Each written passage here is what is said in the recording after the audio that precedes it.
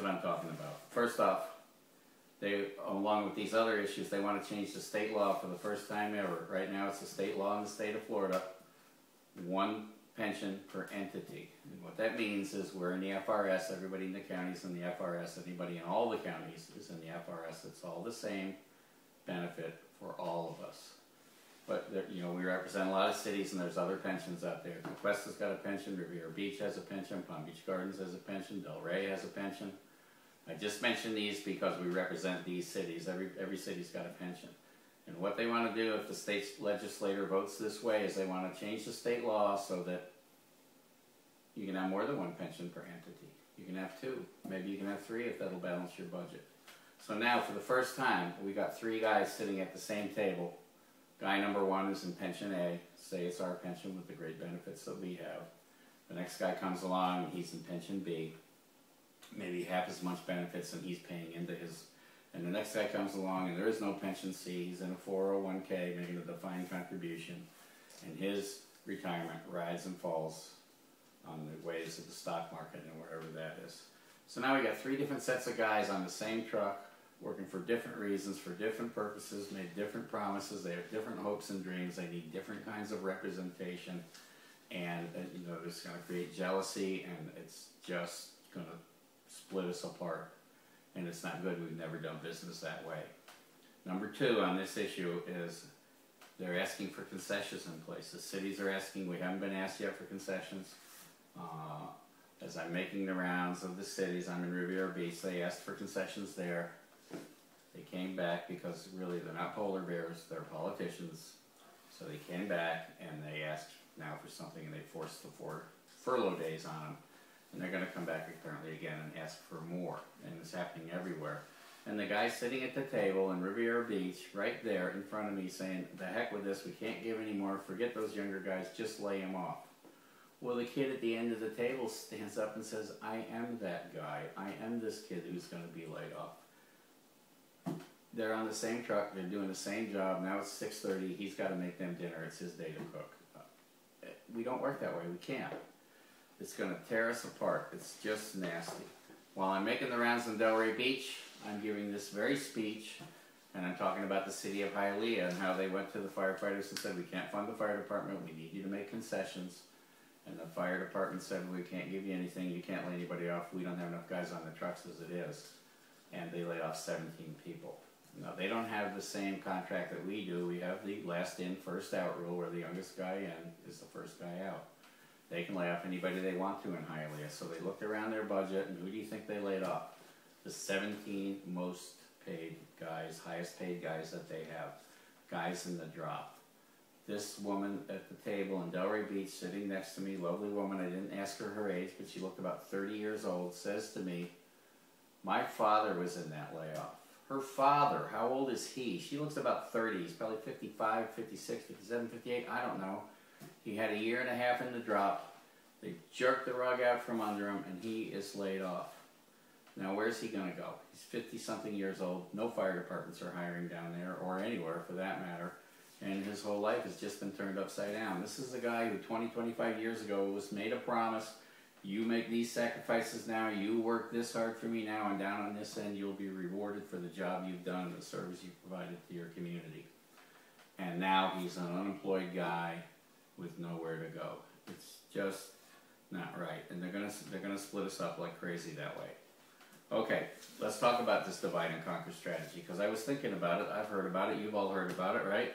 So what do you think it is? Who wrote it? Because you know it's a sporting strategy. Maybe that famous coach from Green Bay, Vince Lombardi, wrote it. It's a strategy used in war. Maybe a big general like Patton or MacArthur wrote it.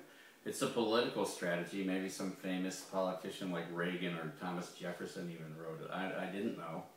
So I looked it up, and as it turns out, not only is it a famous strategy, but it's used so much in politics and government that they've actually rewritten it, and they call it divide and rule.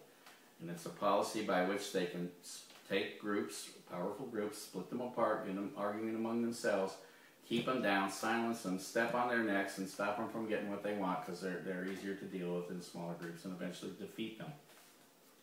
Well, as it turns out, it was written by a guy named King Philip II in 350 BC. BC. That makes it about a 2,500-year-old policy of defeating and keeping down large groups of like-minded people like ourselves by splitting them up. Okay, so who's doing this? Your politicians. Now, who are your politicians, really? Basically, in Tallahassee, they're pretty much lawyers, aren't they? And who are lawyers? Lawyers are people that went to college, looked at the curriculum, and said to themselves, I'm not smart enough to pass the math and science classes necessary to get into law school or to get into med school or engineering school, so I'm going to study history, get straight A's so I can get into law school. History, we just said divide and conquer is a historical idea, and believe me, these guys know, they studied history, they know exactly what they're doing. Shouldn't say I know that. Okay, another thing. There's no telling what length these politicians are willing to go to that represent these communities to balance their budgets or exert their power. And what I'm talking about is you've heard places like San Jose, California laid off 35 firefighters. I just talked about the Hialeah thing. In Palm Beach, they just don't want to fund their pension. They laid off all their lifeguards this summer, and I heard they're back now. A friend of mine was a lifeguard there, and he quit this summer because he just couldn't take it anymore. But they said in a vote of 5-0, the lifeguards in Palm Beach aren't saving the lives of anybody that lives in Palm Beach. They're saving the lives of tourists, so why should we pay for that? All the Palm Beach people have their own beach in front of their mansion. They don't want to be in the payroll business at all. They don't want to fund the firefighters' pension, and when their fire chief said, you've got plenty of money, they immediately fired him. All he did was bring to light what was a matter of public record anyway. In Palm Beach, they've also put out proposals for privatization from AMR, not rural metro. Another threat that's going to rear its ugly head here, and it's a real threat too. All right, enough about the threats and the doom and gloom. Another thing I like to talk about is the internet. I'm not really a total internet person. This is really my first dabble at the Facebook, YouTube situation. But let's face it, the internet's out there and our enemies are using it against us, so we should use it also. I don't see any reason why every single person couldn't log into their laptop computer at home and be at a union meeting, count in the quorum. So our quorum just goes from 50 to 1,500. Nobody could come in with a special interest group of 20 people and get what they want, which right now, don't get me wrong, it's the democratic process and it's apparently fine because that's how we operate. But think about it, you live in Port St. Lucie or Miami, your kid's got a strep throat and it's 7 o'clock at night, there's no way you're driving to Belvedere Road to go to a union meeting and listen to the same 50 old guys whine about 1-ply or 2-ply toilet paper for an hour and a half. But you would sit home, open your laptop and say I'm there and be able to vote on what's going on. Guys on duty could go to a union meeting by just opening up their laptops, everybody's got one, and attend the meetings that way. Technology exists, it can't be expensive, I don't know for sure, but I think we really need to get it. We also need it for surveys. You know, if I were the union president or the vice president and I'm negotiating something with the chief and he says at 8 o'clock in the morning, hey, I'm offering this, what do you want to do? I shouldn't have to answer him. I should say, let me tell my guys and I'll get back to you at noon, and go home, put it on there, and literally could hear from 200 or 300 guys in a matter of minutes. You know, which way do we want to go? What do we want? What's the majority interested in?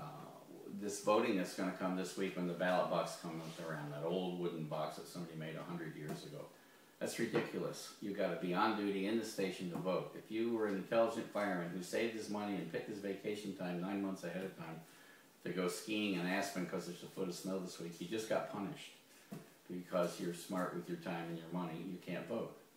There's no reason you couldn't be on the chairlift in Aspen, punch into your phone who you're voting for and be done with it. You're being punished for being, you know, frugal and smart. We got to vote on this thing. We need surveys on this thing. We need it on. We got to be on this internet. All right, now listen. There's a lot of issues, and I've talked about some things and tried to hit some things on the head. I didn't say I had an answer for anything. Don't mistake that. If you hear somebody who does have an answer, vote for them or call me, and if it's a good idea, I'll use it too.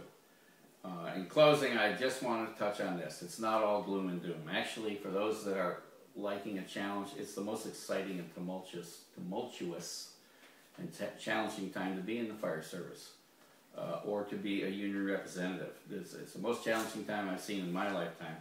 And I remind you that while we have never had to face as many challenges of such magnitude as there are before us now, we have been challenged in the past, and we have always met these challenges head on and emerged successful.